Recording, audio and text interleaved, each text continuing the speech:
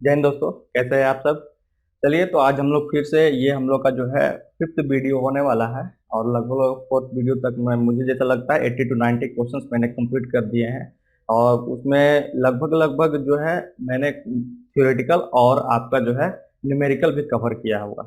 Okay, पिछले video थोड़ा कम duration का हुआ था क्योंकि ड्यूटी के लिए कॉल आ गया था, लेकिन उसका भरपाई जो है आज जरूर हो जाएगा। ओके, चलिए बिना समय व्यतीत किए हुए हम लोग शुरू करते हैं। तो चलिए, जो क्वेश्चन है हम लोग का क्या बोल रहा है कि when the ordering cost is increase 4 time the economic ordering quantity will increase. है ना, बोला क्या कि ऑर्डरिंग कॉस्ट जो सी नॉट जो हम लोग लिखते हैं वो हम लोग क्या है, वो 4 टाइम है रिगार्डिंग टू आपका ईओक्यू जो कि इकोनॉमिक ऑर्डर क्वांटिटी का होता है। तो उस कंडीशन में पूछा है कि वो कितना हम लोग का इंक्रीज करेगा ऑर्डरिंग, है ना। तो चलिए, हम लोग जानते हैं क्या कि इकोनॉमिक ऑर्डर क्वांटिटी पे एट ईओक्यू हम लोग क्या जानते हैं, यहाँ पे बताइए, है ना, कमेंट बॉक्स में बताइए कि हम लोग ईओक्यू पे इकोनॉमिक ऑर्डर क्वांटिटी पे हम लोग क्या जानते हैं। जो हम लोग का हैंडलिंग कॉस्ट होता है वही ऑर्डरिंग कॉस्ट होता है, बराबर होता है। मतलब कि जो हम लोग का ऑर्डरिंग कॉस्ट है हम लोग क्या कहते हैं एट ईओक्यू, ऑर्डरिंग कॉस्ट जो है हम लोग का वो किसके बराबर होता है, तो हैंडलिंग कॉस्ट के बराबर होता है। ये सभी लोग हम लोग जानते हैं। Okay, handling cost.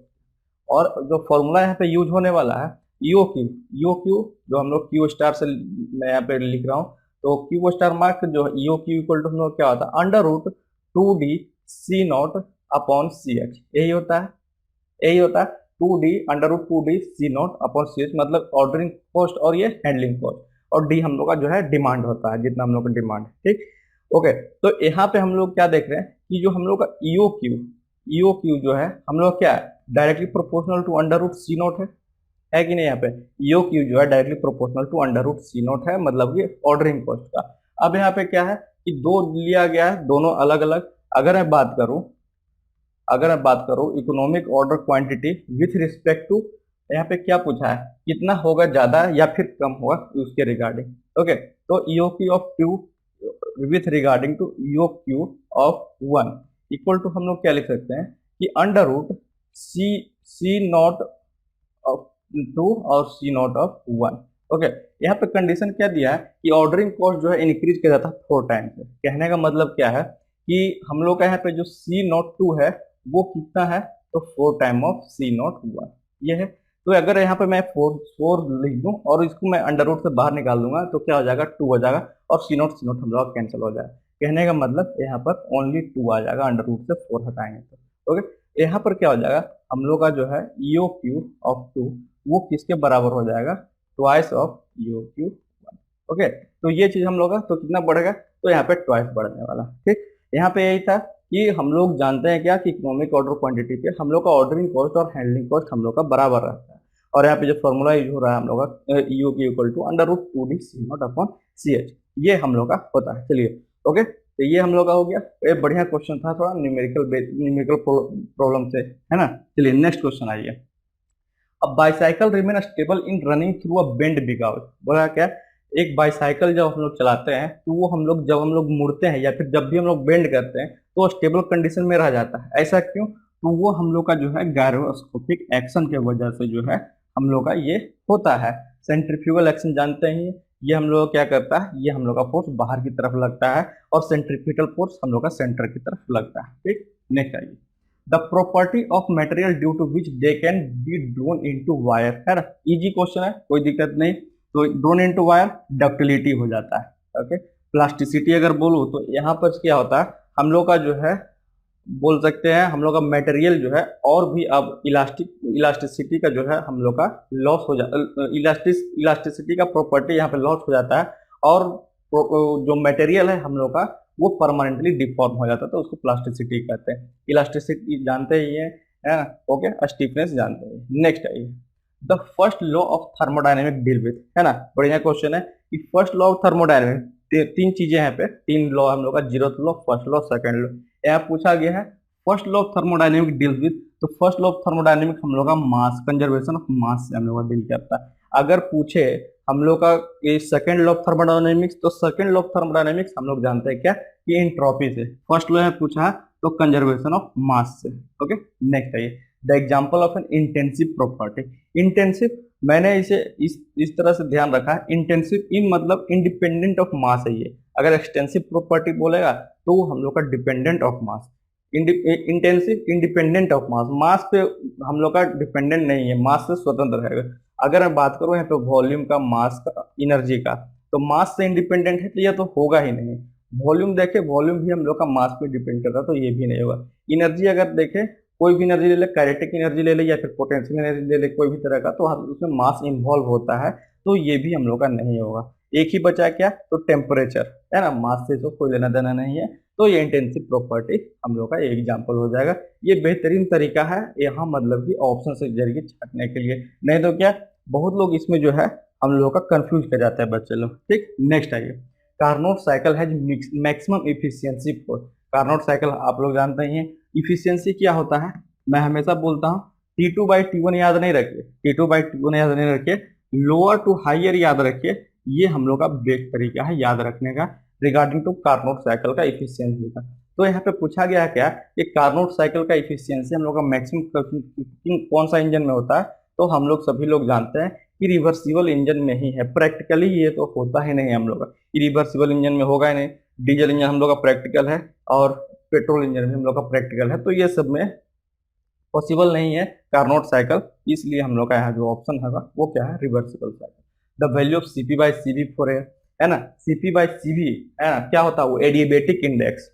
CP/CV को हम लोग क्या कहते हैं, तो CP/CV को हम लोग कहते हैं एडियाबेटिक इंडेक्स, यही कहते हैं adiabatic index, adiabatic index. Okay, ये कहते हैं हम लोग। तो यहाँ पे पूछा गया है एयर के लिए, एयर के लिए हम लोग का 1.4, यहाँ पे मोनोएटोमिक डायटोमिक के लिए बोलता है, मोनोएटोमिक के लिए 1.33 होता है, ये ध्यान रखना। नेक्स्ट आइए, नेक्स्ट क्वेश्चन, यहाँ पे पूछा गया efficiency of diesel cycle increase with, efficiency of diesel cycle किस कंडीशन में हम लोग का इंक्रीज करेगा। तो ये देखिए यहाँ पे मैं बार बार बोल रहा हूँ, डीजल साइकिल के रिगार्डिंग बहुत सारे क्वेश्चन आ गए और एग्जाम में पूछता भी है डीजल साइकिल के रिगार्डिंग। अगर मैं पीवी डायग्राम यहाँ पे बनाऊं, पीवी डायग्राम हम लोग किस तरह होता है, ये इस तरह से हम लोग का ये डायग्राम होता है। यहाँ से शुरू करेंगे 1 2 3 4, प्रोसेस इसी तरह हमेशा लिखना, नहीं तो क्या कंफ्यूजन हो जाता है। ये हम लोग जानते हैं एग्जॉस्ट है, यहाँ पे एडिशन होता है। कट ऑफ रेशियो हम लोग जानते हैं क्या, रो इक्वल टू V3/V2 है ना, रो इक्वल टू V3/V2 होगा। तो जैसे जैसे हम लोग जो है कट ऑफ रेशियो को हम लोग डिक्रीज करेंगे, जैसे जैसे हम लोग कट ऑफ रेशियो को डिक्रीज करेंगे और जैसे हम लोग कट ऑफ रेशियो को धीरे धीरे करके जीरो ले आते हैं, तो हम लोग का पेट्रोल इंजन के बराबर हो जाता है इफिशियंसी। तो जैसे जैसे हम लोग कट ऑफ रेशियो को हम लोग डिक्रीज करेंगे वैसे जैसे हम लोग क्या होगा, तो डीजल इंजन का हम लोग का एफिशिएंसी क्या होगा, तो हम लोग का बढ़ेगा। ओके, कोई दिक्कत नहीं।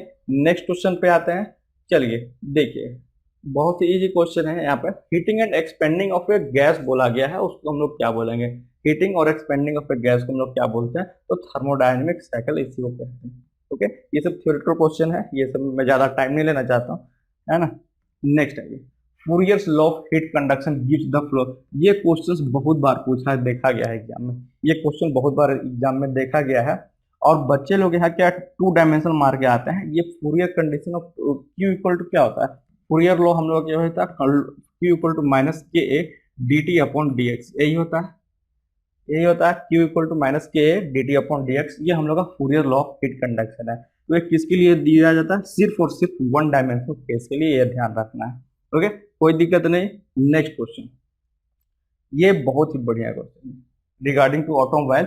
अगर मैं बोलूं क्वेश्चन बढ़िया है, या फिर थर्मोडायनेमिक से रिलेट कर सकते, या फिर HMT में भी दे सकता है क्वेश्चन।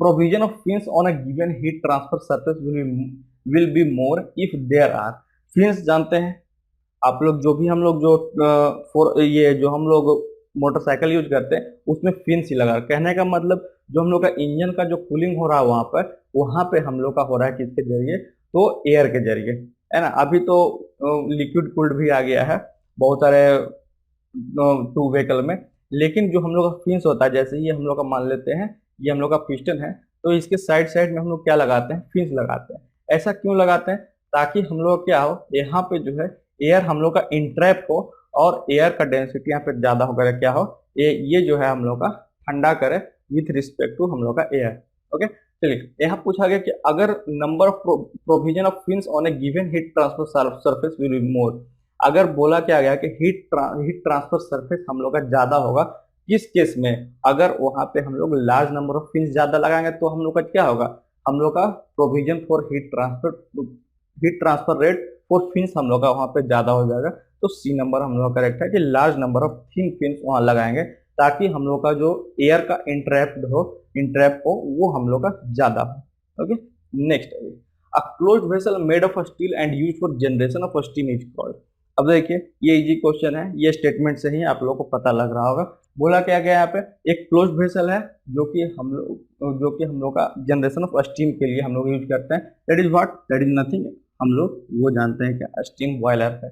ओके, नेक्स्ट है ये heat exchanger are used in. Heat exchanger हम लोग जानते हैं हीट को एक्सचेंज करने में, आदान प्रदान करने में काम में लाते हैं। तो कंडेंसर और बॉयलर ये भी हम लोग का हीट एक्सचेंजर, रेडिएटर भी हीट एक्सचेंजर ठंडा करता है ना, उसमें क्या हो रहा है, ठंडा करता है। इंटरकूलर और प्री हीटर भी, तो ये ऑल ऑफ दिस जो हम लोग क्या है, हम लोग का हीट एक्सचेंजर का एग्जाम्पल है। नेक्स्ट क्वेश्चन है which of the following is a water tube boiler. Water tube boiler, इसका अगर मेरा सोर्स देखिएगा, सोर्स वीडियो जो में, इसके लिए मैंने बेहतरीन यहाँ पर ट्रिक यहाँ पे बताया रखा है। वाटर ट्यूब बॉयलर यहाँ पे पूछा गया है, वाटर ट्यूब बॉयलर यहाँ कौन है, तो बेबकॉक एंड विल्कोक्स है। बेबकॉक और विल्कोक्स ही ऐसा एक बॉयलर है जिसमें डब्लू आता है, और ये हम लोग का वाटर ट्यूब बॉयलर है।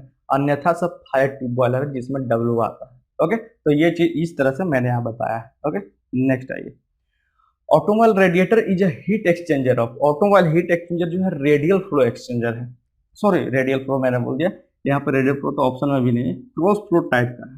कैसा है, तो ऑटोमोबाइल रेडिएटर जो है हम लोग का क्रॉस फ्लो टाइप का हम लोग का रेडिएटर है, ये आप लोग को ध्यान रखना है। रेडिएटर क्या करता है, तो हीट को रेडिएट करता है, हीट को बाहर निकालता है, इंजन को कूल करता है। The expansion of steam in a nozzle follows. Expansion of steam in, कोई भी एक्सपेंशन अगर हो रहा है नोजल में, स्टीम के जरिए करवा रहे हैं, तो वो हम लोग किसके जरिए होता है, तो वो रैंकिन साइकिल के जरिए हम लोग का होगा। The critical pressure ratio for initially dry saturated steam, ये याद रखना पड़ेगा। इसको अभी मैं सिर्फ इसका अभी मैं आंसर बताता हूँ, बाकी एक क्वेश्चन इसमें ऐसा है कि उसमें मैं थोड़ा साइक्रोमेट्रिक चार्ट बता दूंगा तो वो पूरा वहां से क्लियर हो जाता है। यहाँ पे ध्यान रखना है क्या, जो हम लोग का रेशियो होता है इनिशियली ड्राई सैचुरेटेड का, वो 0.577 होगा। 0.577, लोग इसको 0.577 या फिर 577 पढ़ दे, वो गलत है। डेसिमल के बाद हम लोग जो है अलग अलग डिजिट पढ़ते हैं। 0.577।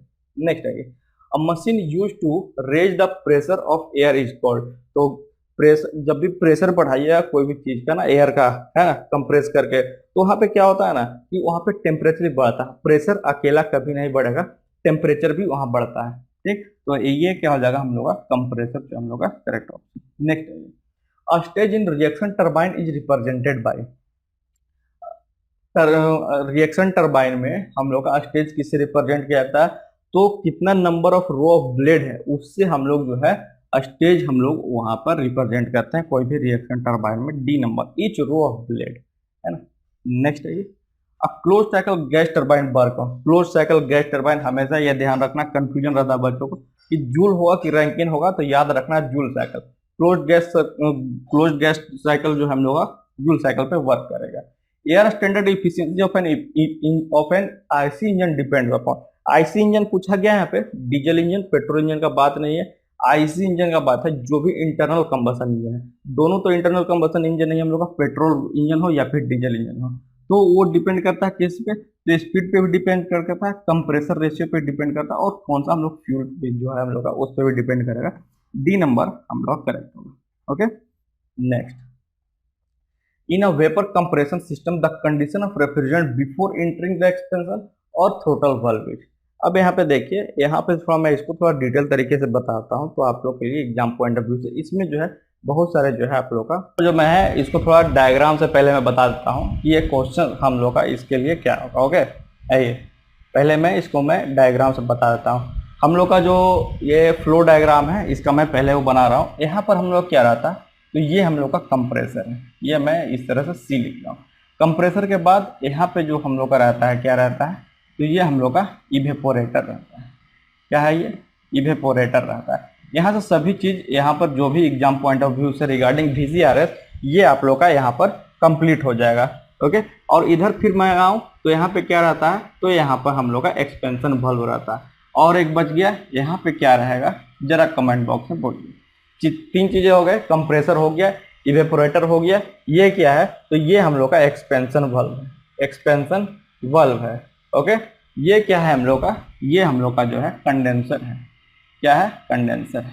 ओके, तो हम लोग कैसे मार्किंग करते हैं, मार्किंग बताइए। यहाँ पर नंबरिंग जो है बहुत इंपॉर्टेंट रखता है, क्योंकि वही प्रोसेस एक ही तरह से आप लोग ध्यान रखिएगा। सभी बुक में, सभी एग्जाम में भी अगर प्रोसेस जो है डिफरेंट रहता है तो वहाँ पे मार्किंग कर दिया जाता है, नहीं तो प्रोसेस सेम रहने से वहाँ पे नहीं बताया जाता है कुछ भी कि वहाँ पे मार्किंग कैसा किया गया। ओके, तो चलिए ये हम लोग का प्रोसेस 1, ये 2, ओके, ये हम लोग का ये 3, और ये हम लोग का क्या हो गया, ये 4, है ना। ये कंप्रेसर से, कंडेंसर की और एक्सपेंशन वाल्व से फिर इवेपोरेटर की ओर। तो यहाँ पे क्या सभी का एंट्री और एग्जिट पॉइंट पूछता है कि एंट्री में हम लोग का स्टीम का कंडीशन क्या था, एग्जिट में स्टीम का कंडीशन क्या था, एंट्री में इवेपोरेटर क्या था, एग्जिट में इवेपोरेटर क्या था, एक्सपेंशन वाल्व में क्या था। अभी मैं यहाँ पे सभी पूरा मैं यहाँ पे लिख दे रहा हूँ, पूरा अभी आप लोगों का क्लियर हो जाएगा। अगर मैं बोलूँ एंट्री के लिए अगर मैं बात करूँ यहाँ पे कंप्रेसर के लिए अगर एंट्री का अगर मैं बात करूँ तो ये जो हम लोग का होता है, बताइए क्या होता है, ये हम लोग का ड्राई सेचुरेटेड वेपर रहता है। Dry saturated vapour. और वही फिर एग्जिट में जो है हम लोग का क्या हो जाता है, एग्जिट में जो हम लोग का वो ये रहता है किस कंडीशन में, तो सुपर हीटेड वेपर के कंडीशन में रहता है। तो ये तो हो गया हम लोग कंप्रेसर का बात कि इनलेट करेगा तो ड्राई सेचुरेटेड वेपर और एग्जिट करेगा तो हम लोग का सेचुरेटेड वेपर के कंडीशन में रहेगा। यहाँ पर जो ये अगर मैं बात करूँ, यहाँ पर अगर इसका प्रोसेस भी अगर मैं यहाँ पे लिख दूँ आपको, प्रोसेस भी अगर लिख दूँ तो यहाँ पे आप लोग के लिए बढ़िया हो जाएगा। ओके, अगर मैं बोलूँ यहाँ पे कंप्रेशन होता है किस कंडीशन में, तो ये होता है आइसेंट्रोपिक कंप्रेशन। ये आप लोग सभी लोग जानते हैं, isentropic compression of saturated vapour होता है। सेचुरेटेड वेपर का आइसेंट्रोपिक कंप्रेसर के थ्रू। ओके, और अब मैं बात करूं सुपर हीटेड वेपर, ये तो हम लोग का क्या है, ये तो हम लोग का कंडीशन हो गया स्टीम का। लेकिन यहाँ पर क्या हो रहा है, यहाँ पर होता है isobaric heat rejection,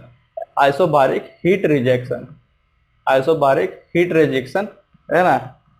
okay, condenser में। लेकिन ऐसा क्यों आइसोबारिक हीट रिजेक्शन क्यों हो रहा है, क्योंकि मैंने अभी आपको थोड़ी देर पहले बताया कि कंप्रेसर, जब भी हम लोग कोई भी चीज को कंप्रेस करते हैं ना, तो प्रेशर के साथ साथ उसका टेम्परेचर भी बढ़ता है। इसलिए क्या करते हैं, आइसोबारिक क्या, प्रेशर कांस्टेंट रख करके क्या हम लोग जो है टेम्परेचर को रिड्यूस करते हैं, उसको जो टेम्परेचर बढ़ गया उसको हम लोग रिड्यूस करते हैं। तो ये आपका कंप्रेसर का एंट्री, कंप्रेसर का एग्जिट, और बोल सकते हैं क्या, कंडेंसर का एंट्री भी आप लोग को पता लग गया। अब कंडेंसर का अगर एग्जिट का मैं बात करूं, कंडेंसर का एग्जिट का अगर मैं बात करूं, तो ये हम लोग का रहता है क्या, सेचुरेटेड लिक्विड के फॉर्म में। अगर मैं बोलूं तो ये रहता है हम लोग का सेचुरेटेड लिक्विड। ओके, ये सेचुरेटेड लिक्विड, ये हम लोग का कंडेंसर का एग्जिट का बात होगी, या फिर बोल सकते हैं कि एक्सपेंशन वाल्व का या फिर थ्रोटलिंग डिवाइस का हम लोग का एंट्री का बात हो गया। अब जो एक बच गया है कि एग्जिट ऑफ एक्सपेंशन वाल्व और एंट्री ऑफ इवेपोरेटर, तो ये हम लोग का रहता है। इसमें हम लोग क्या होगा, ये सेचुरेटेड लिक्विड, ये हम लोग यहाँ पे क्या हो रहा है, तो ये आइसोइंथैल्पिक एक्सपेंशन, ओके, आइसोइंथैल्पिक एक्सपेंशन हो रहा है। यहाँ क्या हो जाएगा, यहाँ पर हो जाएगा हम लोग का आइसोबारिक हीट रिजेक्शन। तो ये चीज यहाँ पर, ये आप लोगों का पूरा प्रोसेस एंट्री और एग्जिट का आप लोगों का ध्यान रखना। अब आता है क्वेश्चन पे कि क्वेश्चन क्या बोला था। क्वेश्चन बोला गया कि वेपर कंप्रेशन रेफ्रिजरेशन सिस्टम में VCRS जिसको बोलते हैं हम लोग, the condition of refrigerant before entering the expansion of throttle valve, before entering the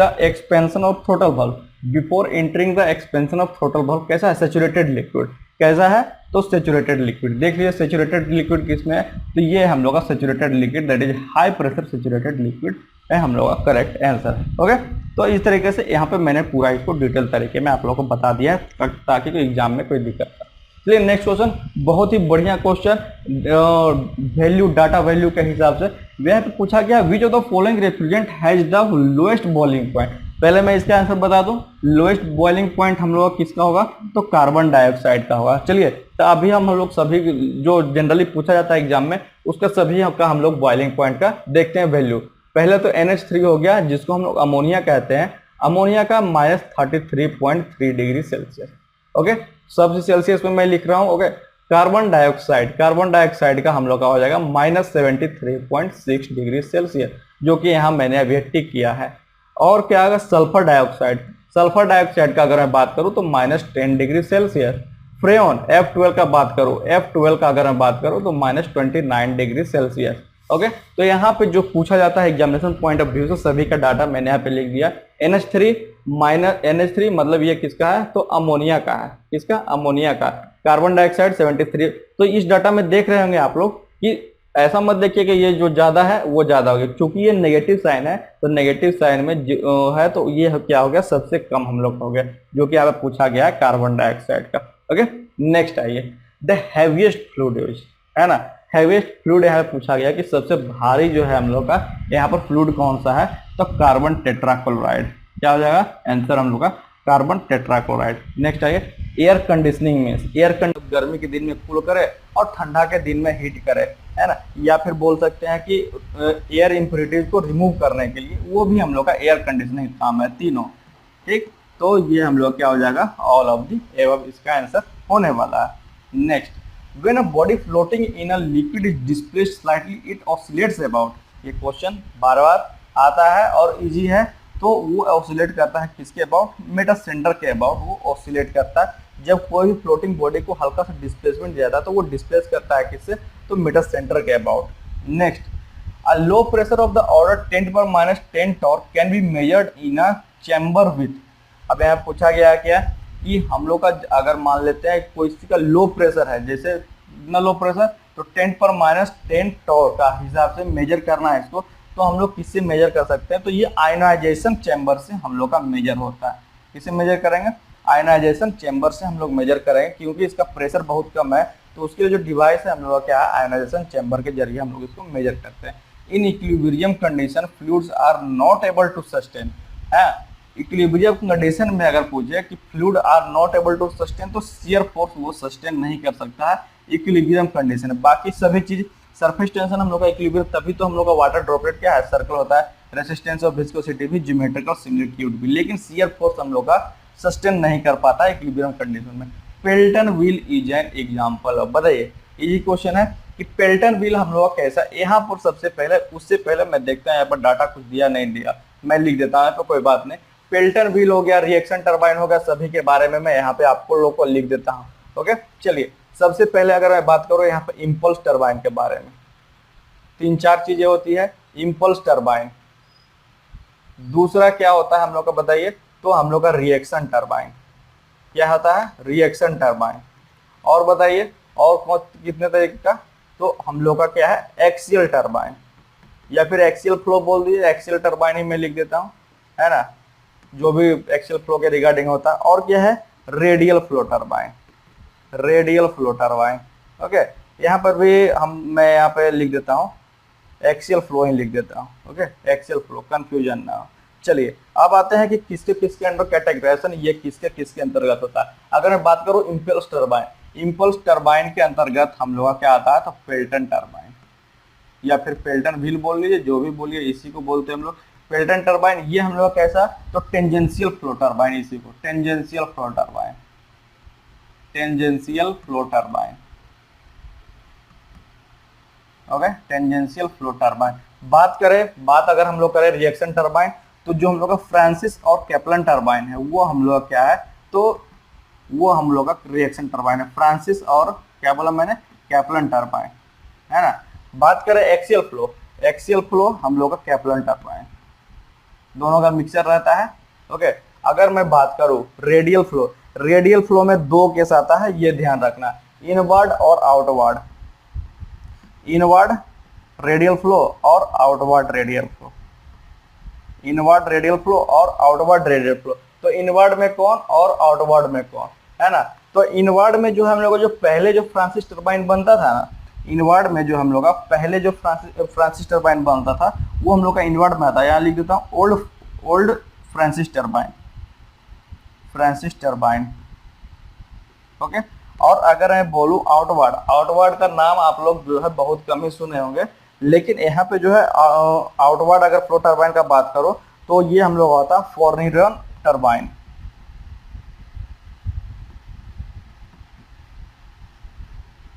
तो यहाँ पे सभी क्लासिफिकेशन में बता दें, कंफ्यूजन रहता है सभी लोगों को, है ना, कि इंपल्स टरबाइन, पेल्टन टरबाइन या फिर टेंजेंशियल फ्लो टरबाइन पूछे तो ही हम लोग का पेल्टन टरबाइन टिक करेंगे। रिएक्शन टरबाइन फ्रांसिस या कैप्लन दोनों, एक्सियल फ्लो कैप्लन, और रेडियल फ्लो जो इसमें दो भाग में बटा हुआ, इनवर्ड और आउटवर्ड, तो इसमें जो है ओल्ड फ्रांसिस टरबाइन जो पहले का रहता था, और फोर्निरॉन टरबाइन। यहाँ पूछा गया पेल्टन व्हील एग्जाम्पल किसका है ना, पेल्टन व्हील यहाँ पे किसका एग्जांपल, यहाँ पे देखिए ऑप्शन है, देखिए थोड़ा कंफ्यूजन होगा क्या, एक्सियल फ्लो इंपल्स टरबाइन है, क्योंकि इंपल्स टरबाइन वहां पे मैंने लिखा, इनवर्ड फ्लो इंपल्स टरबाइन है, आउटवर्ड फ्लो इंपल्स टरबाइन है, या फिर इनवर्ड फ्लो रिएक्शन टरबाइन तो होगा नहीं, यही तीनों है, क्या है, तो इंपल्स टरबाइन है यहाँ पे, ये impulse turbine, impulse turbine, impulse turbine. लेकिन यहाँ पे क्या है, एक्सियल फ्लो हो गया, इनवर्ड आउटवर्ड, तो एक्सियल फ्लो होगा नहीं, एक्सियल फ्लो में हम लोग कैप्लन आता है, ठीक है। तो यहाँ पे क्या है, इनवर्ड फ्लो या फिर आउटवर्ड फ्लो, ओके। तो यहाँ पे जो हम लोग का ऑप्शन होगा क्या होगा, दैट इज आवर हम लोग का outward flow impulse turbine, okay. आइए next question, the ratio of CP to CV of a perfect gas is called, ये मैंने बताया है कि सीपी बाई सीवी का वैल्यू हम लोग कितना होता है, सीपी बाई सीवी का वैल्यू 1.44, और इसको हम लोग क्या कहते हैं, इसको हम लोग कहते हैं एडियाबेटिक इंडेक्स, क्या कहते हैं, तो एडियाबेटिक इंडेक्स। नेक्स्ट आइए, delivery head of A centrifugal pump is, कोई भी सेंट्रीफ्यूगल पंप का डिलीवरी हेड वो किसके प्रोपोर्शनल रहता है, तो वो प्रोपोर्शनल रहता है स्क्वायर ऑफ द स्पीड का, किसके प्रोपोर्शनल रहता है, directly proportional to the square of the speed का हम लोग का प्रोपोर्शनल रहता है। एन इक्वल टू क्या लिखते हैं, 895, और सॉरी डायरेक्ट ये नहीं, ये तो हम लोग का उसका हो जाएगा, ये गलती मैं लिख रहा हूँ, ओके। तो यहाँ पे जो है क्या हो जाएगा, delivery head of centrifugal pump वो हम लोग का हो जाएगा directly proportional to square of the speed. Next आइए, in any neutral process the difference between the final entropy and initial entropy, neutral process में बोला जाए क्या, फाइनल एंट्रोपी और इनिशियल एंट्रोपी जो हम लोग का वो क्या होगा, वो हम लोग का, ऐसे भी कोई भी इंट्रोपी जो होता है ना, इंट्रोपी कभी भी नेगेटिव नहीं होता, हमेशा पॉजिटिव में ही रहेगा, ओके। तो फाइनल टू इनिशियल पूछा है डिफरेंस क्या होगा, तो वो हम लोग का पॉजिटिव रहने वाला है। In an ideal throttling process which quantity is constant, throttling process में हम लोग का इंथैल्पी जो है कांस्टेंट रहता है, क्या रहता है, H equal to U plus P भी हम लोग जानते हैं। तो आज के लिए मुझे लगता है थोड़ा ज़्यादा हो जाएगा, क्योंकि आज लगभग जो है थोड़ा मैंने फास्ट भी करवाया, उसके लिए कोई दिक्कत नहीं, क्योंकि पिछला वीडियो में थोड़ा क्वेश्चन रह गया था, इसलिए उसका जो है भरपाई मैंने इसी वीडियो में कर दिया।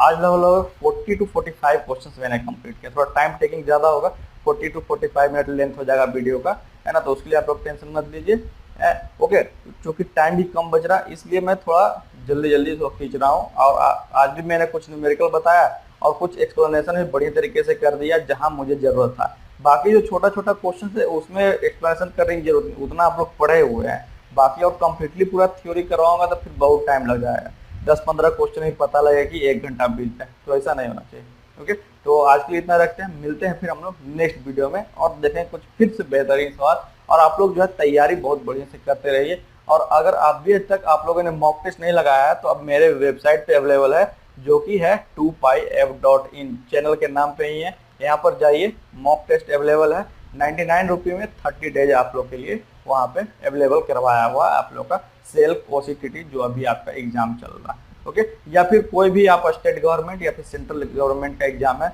उसके रिगार्डिंग मॉक टेस्ट लगाना चाहते हैं, तो वहाँ पे अवेलेबल है, टेक्निकल, नॉन टेक्निकल, सभी तरह का, ओके। तो आज के लिए इतना रखते हैं।